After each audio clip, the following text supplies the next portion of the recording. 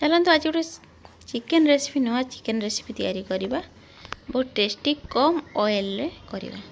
Fast आम ingredients नवा आलू छोट छोट आलू ने गोटे आलू से आलू को छोट छोट काटिदेवे छोट छोट दाग दे काटिदेवे मसला ता भितर जमी पशिब।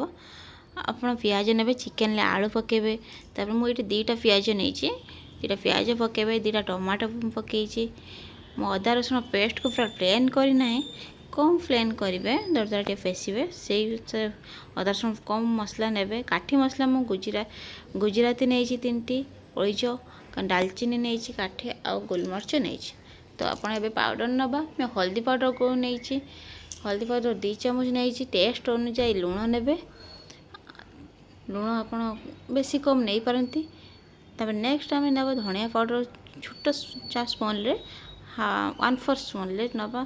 तापर राग आम लंका पाउडर चिली पाउडर नवा। तापर जीरा पाउडर आम कंचा जीरा पाउडर नवा। चिकेन मसला बहुत कम नवा।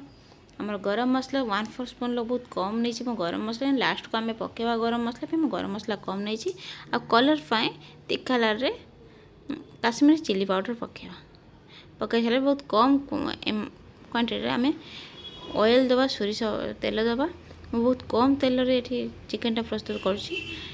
आप भल से गुड़ाई देवे आप चाहिए गोटे लेंबू भी दे पारे गोटे लेंबू देना लेंबू रस आप चाहिए कम तेल तैयारी करें भल से गुड़ाई देवे।